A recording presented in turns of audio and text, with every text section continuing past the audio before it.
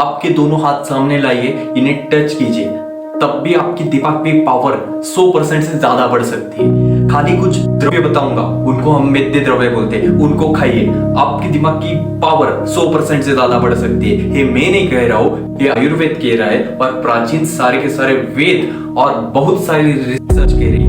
आपको यकीन नहीं आ रहा होगा तो खाली इस वीडियो को अच्छे से देखें। पूरी चीज साइंटिफिक है, पूरी चीज प्रैक्टिकल है, सभी की सभी बातें बताऊंगा, फैक्ट्स बताऊंगा, कैसे हम स्टूडेंट होंगे तो मचा सकते हैं, टॉपर बन सकते हैं।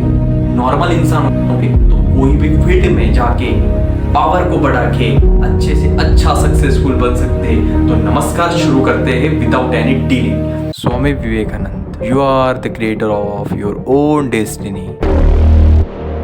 Elon Musk, everything is easy when you are busy, but nothing is easy when you are lazy. Albert Einstein. जो बच्चा सोच के जो पढ़ लेगा उसकी जिंदगी बदल जाएगी। विद्या में कमजोर हो, पढ़ना चैलेंजिंग नहीं है, Those who stop exercising the brain, हजम करना। आप जो revive your brain completely, brain को स्ट्रॉन्ग करने की बात कर रहे हैं। if you wish to have a good memory, 2 साल 3 साल 4 साल 5 साल पढ़ते हैं, इसको डेवलप ही नहीं करते।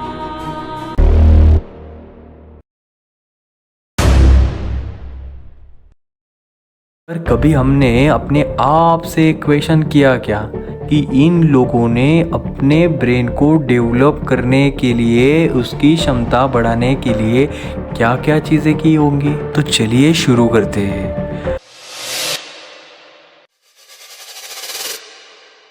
लगभग 4000 से 5000 साल पुरानी बात है, जब कोई डॉक्टर नहीं था, जब कोई मेडिसिन नहीं थी, तब थे हमारे वैद्य जो मरीजों का इलाज करते थे। वैद्य, उनमें कौन कौन से वैद्य थे? उनमें थे आचार्य चरक, आचार्य वाग्भट और आचार्य सुश्रुत। उन लोगों ने अपनी दिमागी क्षमता बढ़ाने के लिए कुछ नियमों तथा शर्तों की बातें की। सच कह रहा हो, पूरा YouTube खोजेंगे तब भी इतनी अनसुनी जानकारी आपको कहीं पे नहीं मिलेगी। आप चाहे तो वीडियो का स्पीड बढ़ा के देखिए, पर बीच में ही मत रुकिए, वरना जो बात आपका जीवन बदल सकती है वो बात आज अनसुनी रह जाएगी और जीवन जैसा चल रहा था वैसा ही चलेगा। तो मैं आपको बेसिक से लेके पूरी कंसेप्ट बताता हूँ। जो हमारा शरीर रहता है वो 7 धातुओं से निर्माण होता है।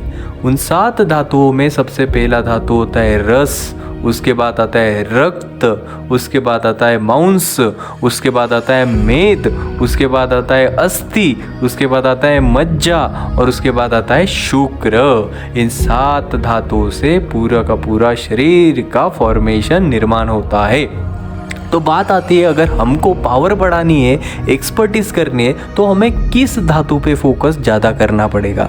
तो इन 7 सप्त धातुओं में से जो हमारा मेद धातु है वो बुद्धि को, IQ को मजबूत करने में बहुत अच्छा रोल प्ले करता है। तो हमें मालूम करना होगा कि मेद धातुओं में कौन कौन से पदार्थ है जो उसको इम्पैक्ट करते हैं, उसको बढ़ाते हैं, उसका कार्य अद्भुत करते हैं। तो रसायन नाम की आचार्य चरकाचार्य ने एक अच्छी कंसेप्ट बताई। उन्होंने बोला, रसायन द्रव्य एक ऐसे द्रव्य है जो कि पूरे के पूरे सप्त धातुओं का पोषण करते हैं। तो हमें मेद धातु को बढ़ाने के लिए आचार्य चरकाचार्य ने मेद्य धातु को बढ़ाने के लिए मेद्य द्रव्यों का वर्णन किया है। अगर मेद्य द्रव्य अगर आप खाएंगे तो आपका मेद धातु मजबूत होगा, और मेद धातु मजबूत होगा तो दिमाग की क्षमता, शक्ति, पावर है डे बाय डे बढ़ने ही लगेगी। तो मेद्य धातु को बढ़ाने के लिए मेद्य द्रव्य कौन कौन से? तो 4 स्निग्ध द्रव्य बताए हमें। उसमें पहला आता है तेल, दूसरा आता है वसा, तीसरा आता है घृत, फोर्थ आता है अच्छा। इन चारों में से सर्वश्रेष्ठ द्रव्य जो कि दिमाग की पावर बढ़ाता है वो है घृतम। घृतम यानी कि तुप। घृत को ऐसा माल बोला गया है, घृतम सर्वश्रेष्ठम रसायनम। इन चारों द्रव्य में से सबसे श्रेष्ठ द्रव्य घृत यानी कि तूप बोले गए।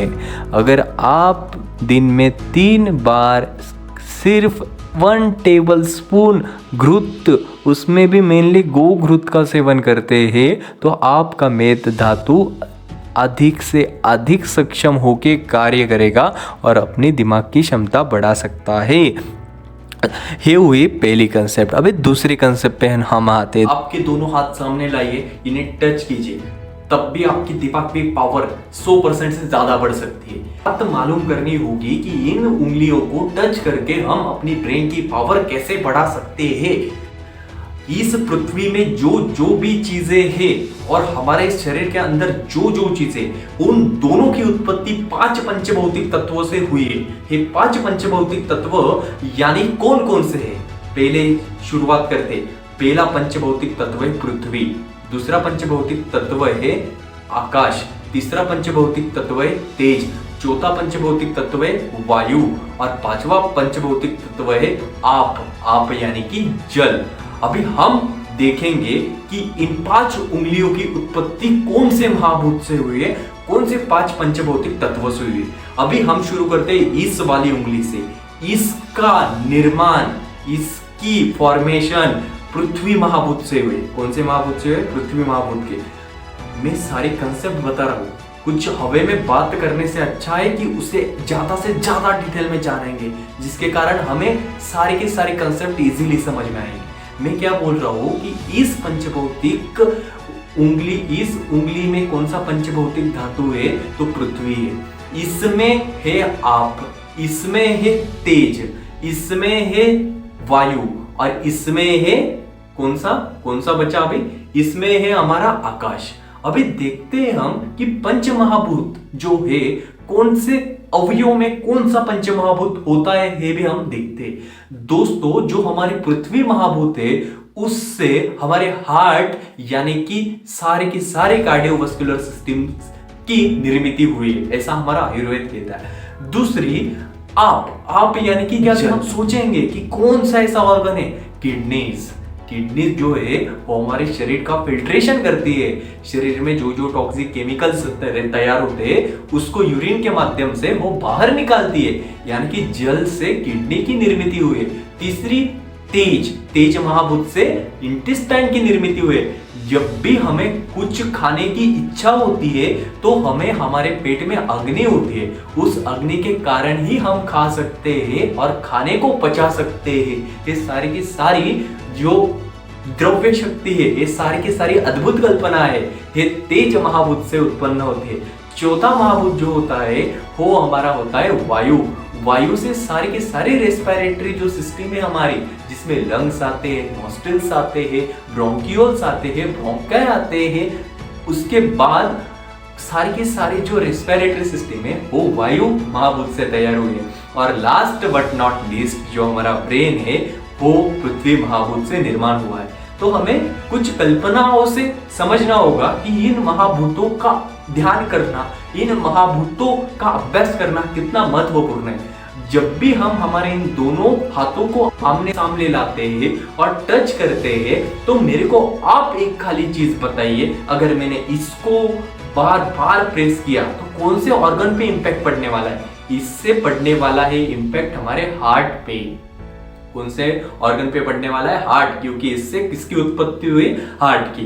अगर मैंने इस उंगली को आमने सामने लाके टच किया तो कौन सा अवयव हमारा ज्यादा से ज्यादा सेंसेशन होने वाला है? कौन सा अवयव हमारा ज्यादा से ज्यादा बेटर होने वाला है? वो तो किडनी होने वाला है। अगर मैंने इस मिडल वाली उंगली को आमने सामने लाके टच किया तो मेरे को मालूम चलेगा कि मेरा जो इंटेस्टाइन है उस पर असर होने लगेगा, वो और अच्छा होने लगेगा। अगर मैंने इस उंगली को आमने सामने के प्रेस किया तो मेरे को मालूम चलेगा मेरी रेस्पिरेटरी सिस्टम बहुत अच्छी हो रही है। अगर मैंने इन दोनों थंब को आमने सामने लाके प्रेस किया तो मेरे को मालूम चलेगा कि मेरी ब्रेन की power day by day increase होती जा रही है। ये कुछ मैजिक है दोस्तों जो हमने बहुत रिसर्च करके आपको बताई है। अभी हम आगे की एक्सरसाइज शुरू करेंगे।